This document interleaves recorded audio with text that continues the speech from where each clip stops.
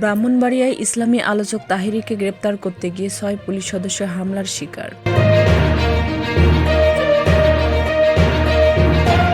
দেশব্যাপী গ্রেপ্তার অভিযান চালানো হচ্ছে, অব্যাহত থাকবে বলে মন্তব্য করেছেন উপদেষ্টা আসিফ মাহমুদ।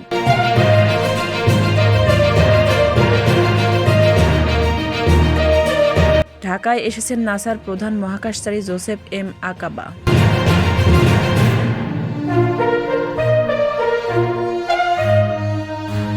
একাত্তরের পরাজিত শক্তি একটি বাহিনী গড়ে তুলেছে ছাত্রদলকে হেনস্থা করতে বলে মন্তব্য করেছেন ঢাবি ছাত্রদল সভাপতি।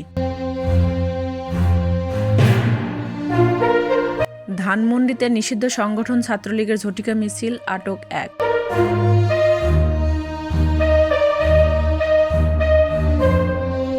কোনো রাজনৈতিক দল বিচার বিভাগের স্বাধীনতা চায় না বলে মন্তব্য করেছেন সুব্রত চৌধুরী। কুষ্টিয়ায় বৈষম্য বিরোধী ছাত্র নেতাদের ওপর কিশোর গ্যাংয়ের হামলার ঘটনায় সংবাদ সম্মেলন।